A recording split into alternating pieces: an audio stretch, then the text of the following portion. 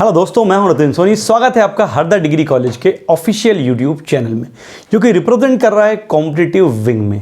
तो शुरुआत करते हैं आज की वीडियो की सुविचार के साथ। मेहनत वो सुनहरी चाबी है जो सफलता के दरवाजे को खोलती है।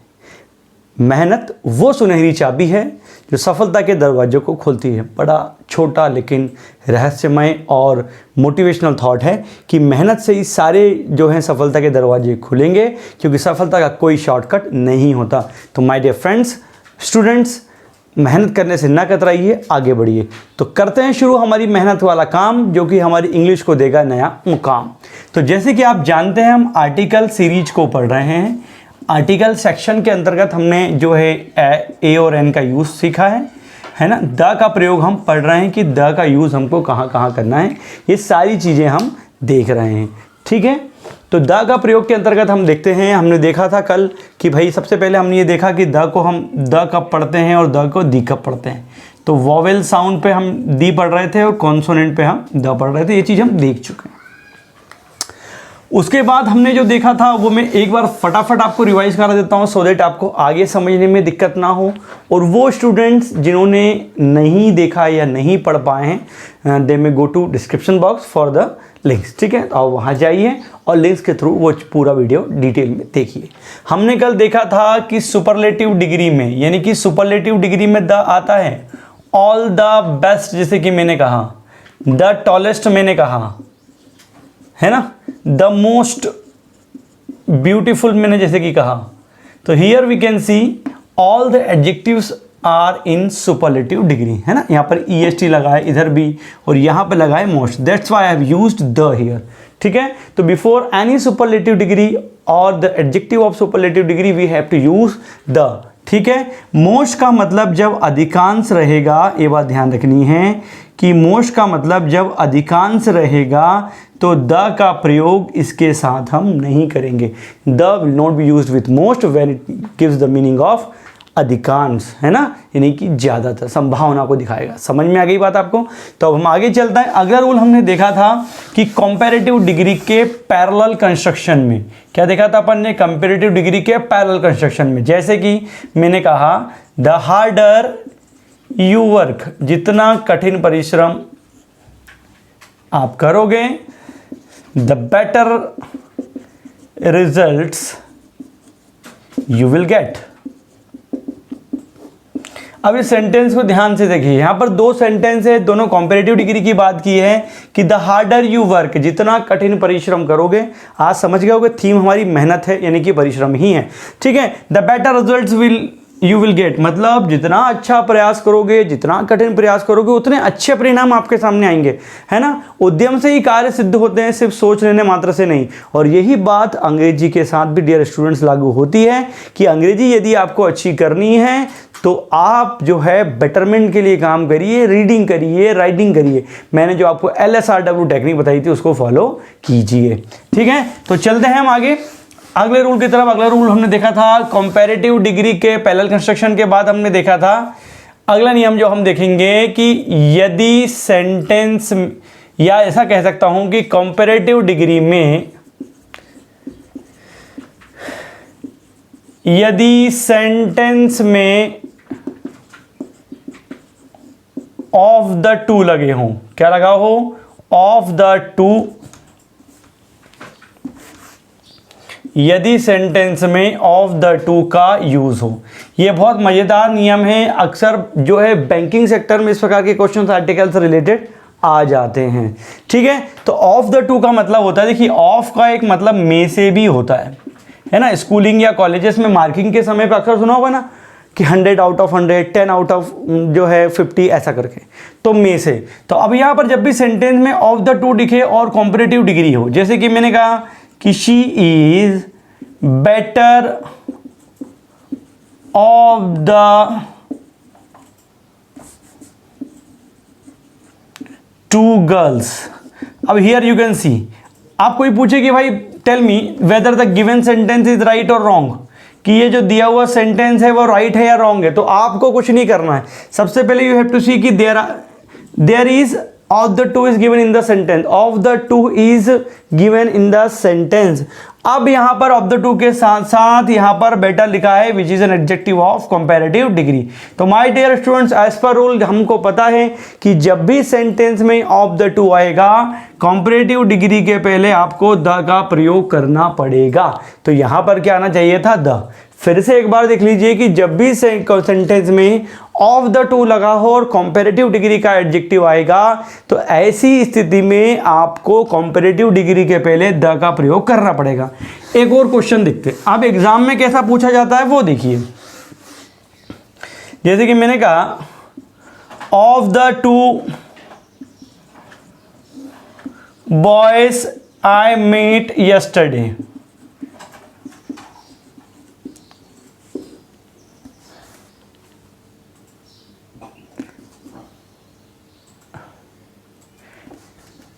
यू आर बेटर, या इसको मैं थोड़ा और सरल तरीके से अगर लिख दूं तो ऐसा भी कह सकता हूं, उसको मैं थोड़ा घुमा के लिख देते हैं कि you are better of the two boys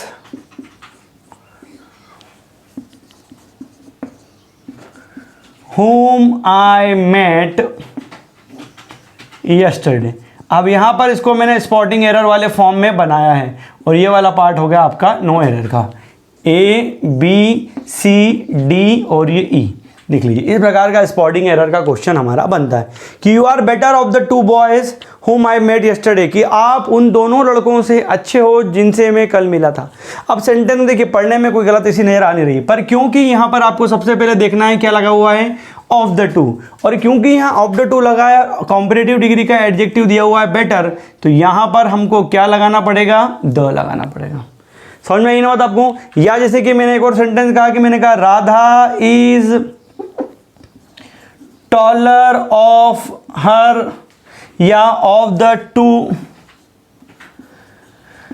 girl, दो लड़कियां खड़ी हैं, उन दोनों में से मैं बोल रहा हूं कि राधा उनसे लंबी है, तो यहां पर क्योंकि ऑफ द टू लगा है और कंपैरेटिव डिग्री भी है तो यहां टॉलर के पहले क्या आएगा, द आएगा। तो my dear students, rule I hope आपको समझ में आ गया होगा कि जब कंपैरेटिव डिग्री की बात करते हैं और सेंटेंस में ऑफ द टू का यूज होता है तो कंपैरेटिव डिग्री के पहले आपको द का प्रयोग करना पड़ेगा।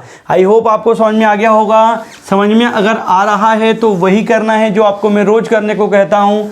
वीडियो को लाइक कर दें और शेयर जरूर कर दें आपके फ्रेंड्स के साथ, so that they may avail the lecture.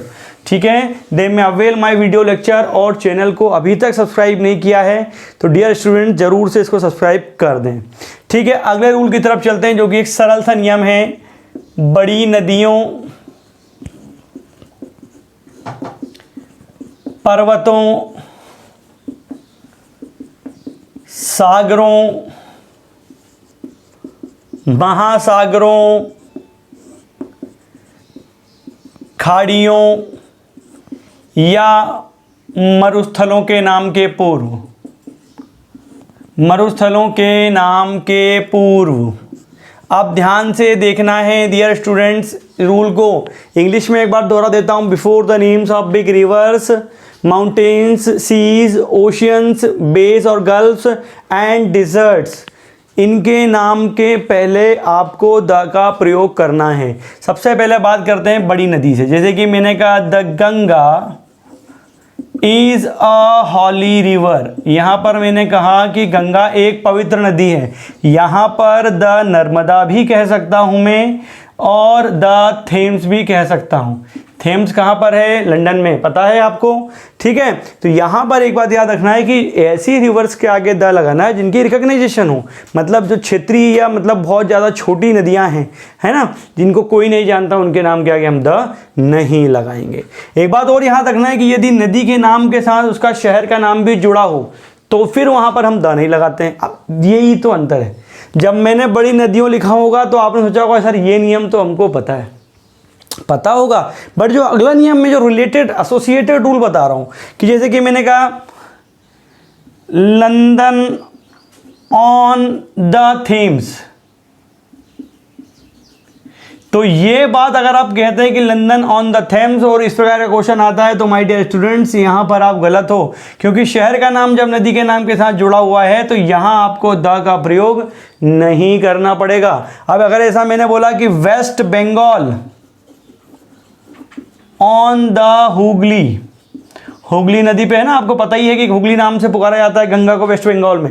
आप देखिए कोई भी समझदार आदमी बिल्कुल सही बोलेगा। यहाँ ध्यान दीजिएगा, किसी से भी पूछ के देखिएगा, बोलेगा बड़ी नदी का नाम द सही है, पर ये भी क्या है, गलत है, क्योंकि यहाँ पर शहर या राज्य का नाम नदी के नाम के साथ जुड़ा हुआ है, तो यहाँ पर आपको द का प्रयोग नहीं करना है। समझ में आई बात आपको? तो ये बात आपको ध्यान रखना है। अब अगला क्वेश्चन आपके लिए, अगर मैंने कहा होशंगाबाद ऑन द नर्मदा, तो यह बताइए सही है कि गलत है? क्योंकि यहां पर अब नदी का नाम शहर के नाम के साथ जुड़ा है, तो क्या जाएगा यहां पर आपका होशंगाबाद ऑन द नर्मदा सही है कि ऑन नर्मदा सही है? अब आप ताली ठोक के, सीना ठोक के, कॉन्फिडेंट के साथ बोलेंगे कि the should not be used before the Narmada because the name of city is given here. Am I clear? तो ये रूल आपको समझ में आई होप आ गया होगा। अब अगले नियम की तरफ चलते हैं। मतलब ये बात तो आपको अब समझ में आने लगी होगी कि जो रूल हमको सरल लगते हैं पर उनकी जब एरर या क्वेश्चन आते हैं तो हमसे क्यों नहीं बनते हैं। ठीक है, तो ये बात आपको ध्यान रखनी है। अगला, पर्वतों के बाद नाम के आगे, यहाँ एक बात याद रखिए कि जैसे कि मैंने बात की है पर्वतों की, तो यहाँ पर मैंने बोला था हिमालयास, हिमालय एक पर्वत है, मतलब अ सीरीज ऑफ पीक्स बोल सकता हूँ। पर्वत है मतलब जो शिखरों की एक श्रृंखला। यहाँ पर मैं पर्वत की बात कर रहा हूँ। फिर से बता दूँ, here I am talking about a series of peaks और mountains, I am not talking about the peaks. If I say like this, the Mount Everest, my dear students, if I say the Mount Everest, this sentence or this quotation will be totally wrong, because Mount Everest is not a mountain, it's a peak. और what I am saying to you कि आपको पर्वतों के नाम के आगे लगाना है, खाड़ियों के चोटियों के नाम के आगे नहीं लगाना है। अच्छा आप बताइए, if I say the Mount Abu, अब आप बताइए द माउंट आबू राजस्थान में है, बहुत ज़्यादा फेमस जगह है ना, ब्रह्म कुमारी इसका आश्रम भी इधर ही है। आप बताइए इफ़ आई से द माउंट आबू, तो वेदर इट्स राइट और रॉन्ग? तो कोई भी समझदार आदमी इसको गलत बोल देगा, क्योंकि माउंट आबू एक पीक का नाम है। पीक जानते हैं क्या होता है? सपोज करें ये पहाड़ है बहुत बड़ा, है ना, और एक ये चोटी है इधर, अब इसको कुछ ना कुछ नाम दे दिया, तो इसको नाम दे दिया मान लो मैंने माउंट एवरेस्ट। तो ये क्या है, हमारी पर्वत नहीं है, पर्वत की एक पर्टिकुलर जगह है जिसको हम इंग्लिश में बोलते हैं पीक, और हिंदी में क्या बोल देते हैं, चोटी। ठीक है, यहाँ पर बाल चोटी की भी बात भी मैंने नहीं की है।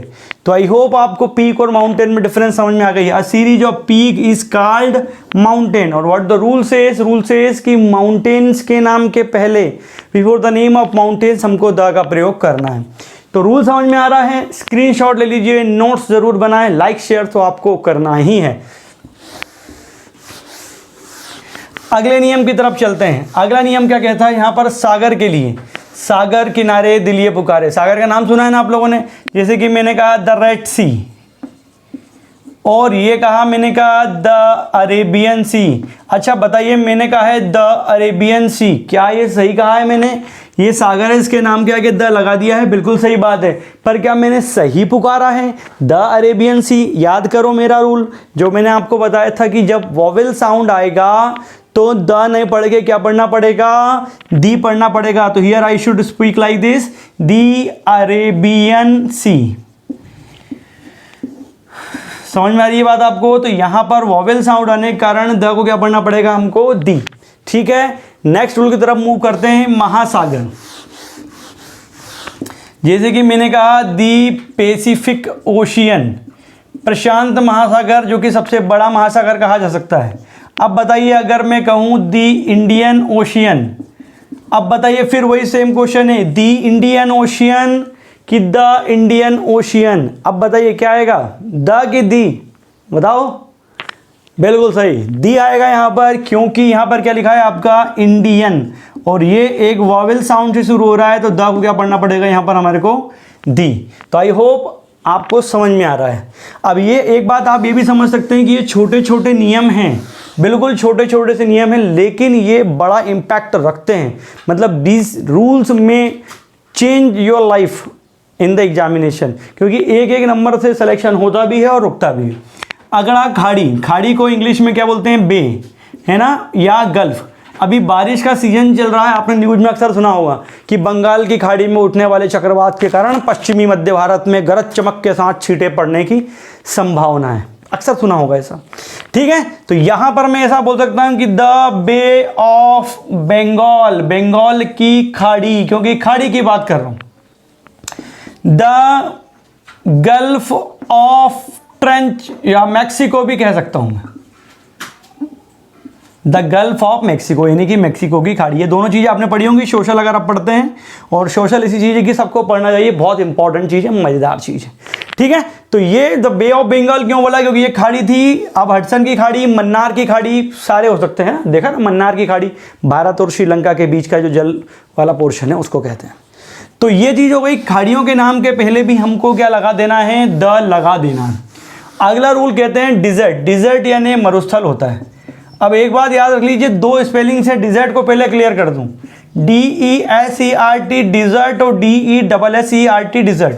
ये डिजर्ट का मतलब होता है मरुस्थल, और ये होता है खाना खाने के बाद खाई जाने वाली मिठाई। ध्यान से देखिएगा, साउंड लगभग एक जैसा है, ये होमोफोन्स कहलाते हैं, फोनेटिक्स वाली बात है।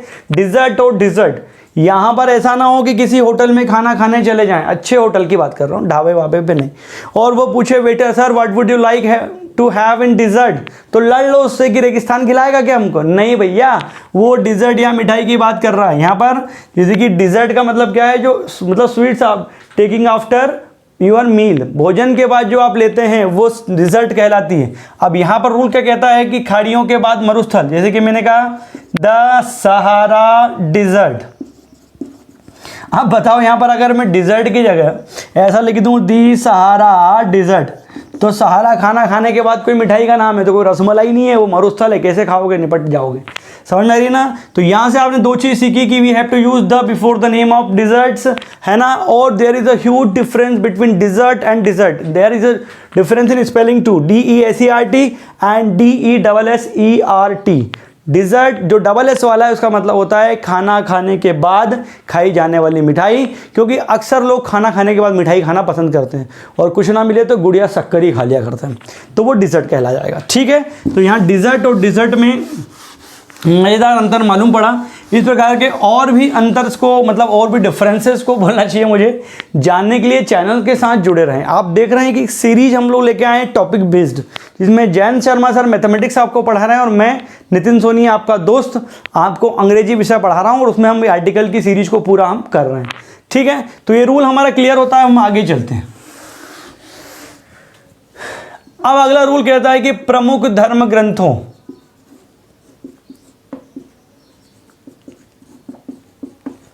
ऐतिहासिक इमारतों,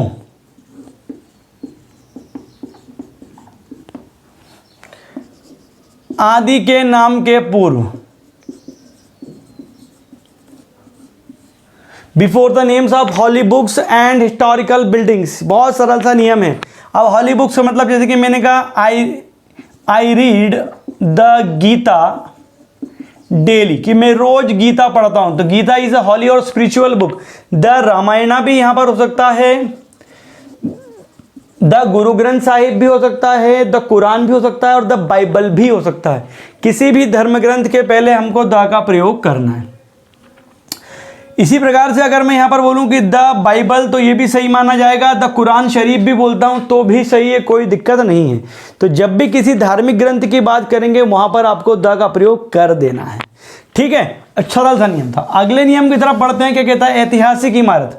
भैया ये बचपन से पढ़ते आ रहे हैं, द ताजमहल, है ना, the Red Fort, Lal Qila, the Bibi ka Maqbara भी हो जाएगा। ठीक है, द फतेहपुर सीकरी का जो महल है वो भी हो जाएगा। अच्छा एक बात बताइए, मैं हरदा से बिलोंग करता हूँ, पास में एक जगह है तेली की सराय, बताइए हरदा वालों द तेली की सराय होगा कि नहीं? इफ आई से द तेली की सराय, तो कई लोग बोल देंगे नहीं होगा सर, बिल्कुल हो जाएगा। द तेली की सराय ये एक हिस्टोरिकल बिल्डिंग है, मुगल कालीन बिल्डिंग है। ठीक है। मुगल कालीन, मुगल इरा से बेस्ड बिल्डिंग है। ये हंडिया में है। मैं बता दूं, पटवारी में क्वेश्चन भी आया था कि तेली की सराय किधर है और कौन से जिले में है। ठीक है, तो छोटी छोटी चीज़ें जो हम छोटे समझते हैं वो छोटी अक्सर नहीं होती। तो रूल क्लियर हो गया कि जब भी किसी धर्म ग्रंथ की बात करेंगे या ऐतिहासिक इमारत की बात करेंगे उसके पहले द लगाएंगे। अब जैसा कि मैंने कहा था कि हर नियम में कुछ नई चीज़ मैं आपको बताऊंगा। तो नई चीज़ देखिए, जब धर्म ग्रंथ के साथ उसके राइटर का नाम जुड़ा हो तो अब द का प्रयोग नहीं करेंगे। जैसे कि मैंने कहा तुलसीदास, ये लगा दिया अपॉस्ट्रोफी एस, रामायण, रामचरितमानस है वैसे तो इनकी, रामचरितमानस लिखते हैं, रामचरितमानस।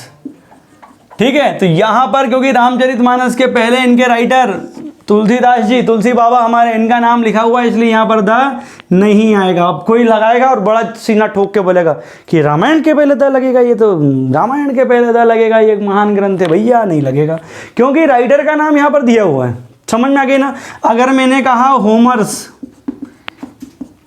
इलियड, तो ये भी सही बात है, होमर की इलियड थी, यहाँ पर भी द इलियड नहीं होगा, ये रॉन्ग है, सही हो जाएगा होमर्स इलियड।